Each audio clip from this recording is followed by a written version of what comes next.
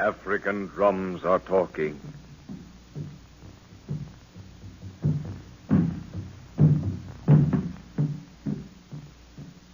On and on into the night boom the drums, speaking of voodoo, witchcraft, mystery, and menace. Their rhythmic beat breaks through walls of silence to bring you a story of Africa. Africa, that land where anything can happen. Listen.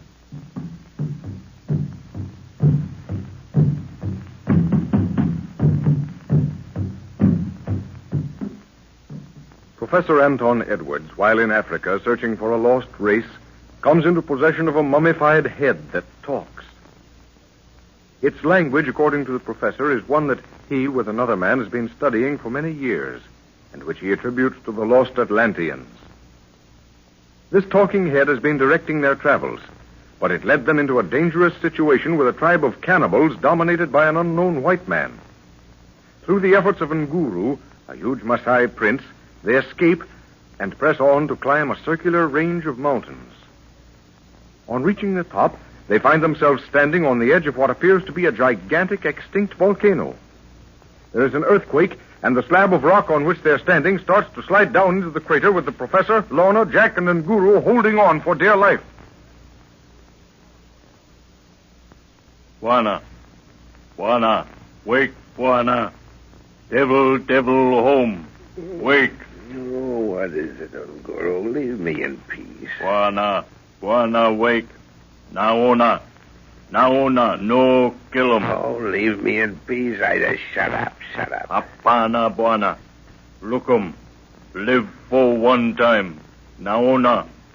What on earth are you talking about? Don't be so... Oh, good heavens. Yes, I remember now. The crater, landslide. Aye, Bwana. Nguru wake. Find devil home. By devil come for one time all. Huh? Oh, don't be silly, Nguru. Jack, you hurt, my boy? Oh, gee, I'm sleepy. Can I help? Jack, are you all right? Why? Yes, of course. What's wrong? Well, don't you remember? The slide? We slid down into a volcano. Come, snap out of it, son. Great Scott, yes. How long have I been asleep? It must be nighttime. Where's Lorna? Don't wake her yet. I think she's all right. She's sleeping. I want to make some observations with you. Of course, sir. Isn't this a strange light? It's green. Bwana, him light for boss devil. Him look all time poli for watch him palava. What's that he says, sir? He says it's the light from the eyes of the master devil as he watches us. Well, that's a theory at any rate. Oh, don't be foolish. You don't seem to realize what happened to us. We've shot down many thousands of feet into an extinct volcano, and we're still alive. I'm afraid my head's still heavy with sleep, sir. Yes, I know. It's the atmosphere. We'll have to get used to it. Is your watch going? Why, no, sir. It stopped. Yeah, so is mine.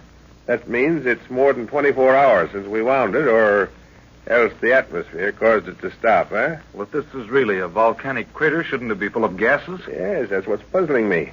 If it were, we'd be dead by now. Somehow the gases have been forced out. Look, the light's growing brighter, sir. Yes, it's spreading in an arc from way off. Good heavens, what phenomenon is this? Him boss devil come, Bwana. Here, Runga. Take 'em. Fight plenty good, huh?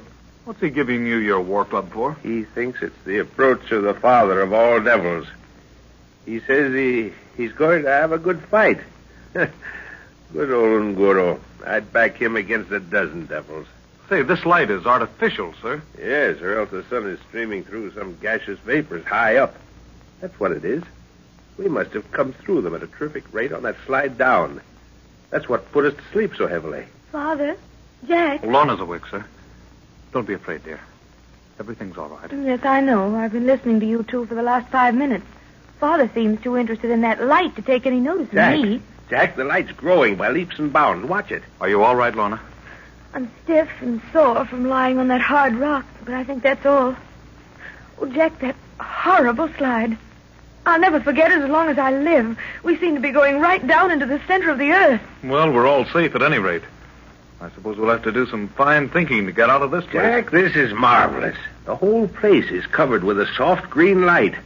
When old Lamberty knows I've made these discoveries, he'll go mad with jealousy. So will all the others, for that matter. This is wonderful.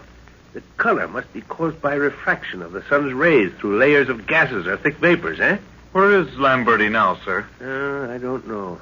Haven't seen him since he threatened my life for exposing him. And, Jack, he's never forgiven Father. Look.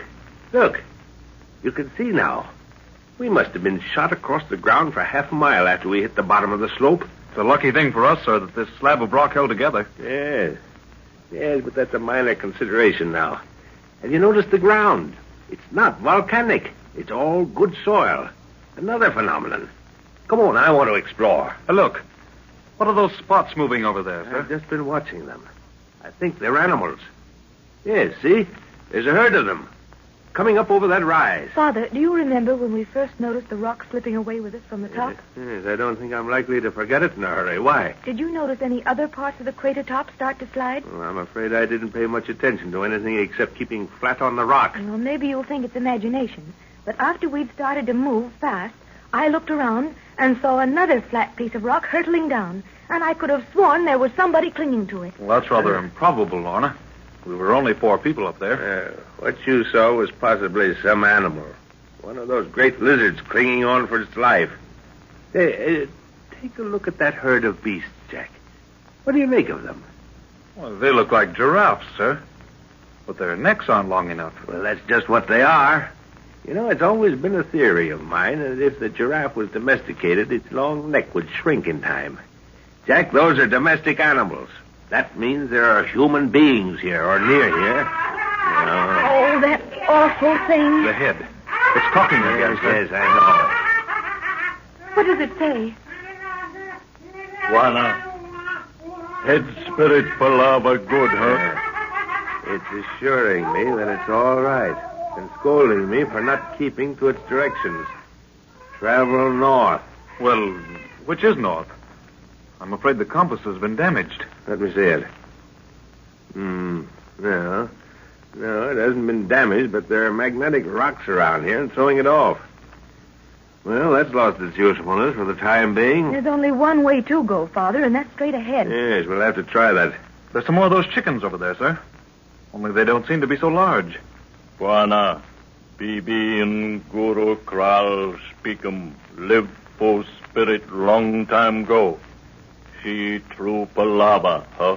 What does he mean, Father? He said an old woman of his village once told him that he would visit with the souls of forgotten men, and she spoke truth. And why do you believe that, Nguru? Naona, Buana, look. Oh, there's a man running. It's a white man. Coming this way, fast. There's another man following him. No, there are several huge fellows. Those are apes. What? Great apes chasing the man in front.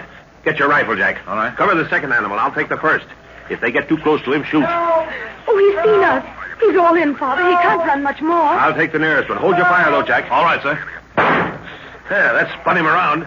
Got to get him in the head, I guess. That stopped him for good. What's the matter with the man? He stopped running. Get that nearest ape, Jack, in the head. Good. He's running again. It's the gunfire. He's not used to it. When he saw the beast go down, he was reassured. That's a peculiar dress he's wearing. He looks like a character out of a book. Buana, this no man. Him spirit. Well, let's go to him. He's all in. Yes. The other apes have stopped to examine those we shot. Oh, Lord, prithee, mercy, oh Lord, mercy. He's fallen.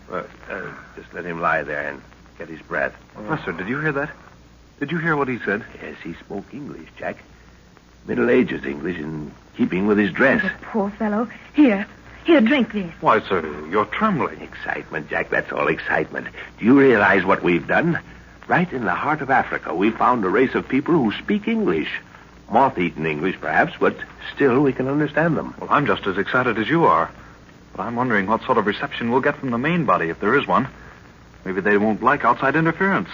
They may think we're enemies. He's better, Father. I think he wants to talk to you. O great Lord, who killeth with the voice of thunder, hold thine anger and visit not thy wrath upon this thy servant who kneeleth before thee. Whence art thou, man? Knowest thou not, O Lord? Are we supposed to know where he's from? Evidently. He looks absolutely poor. Nay, I know not thy origin. Speak. Art thou not he, O Lord, the God of the rock? Be careful, sir. Your answer may mean life or death to us. He thinks we're gods. I know, Jack. Leave it to me. Thou hast a doubting heart, O man, and within the rock lieth a goodly reward for such as thee. Oh, nay, nay, I doubt not, O Lord. Thou art he. Thou art he, for only a god hath power to kill the sacred apes. For Pete's sake, those apes are sacred. Now we've done it.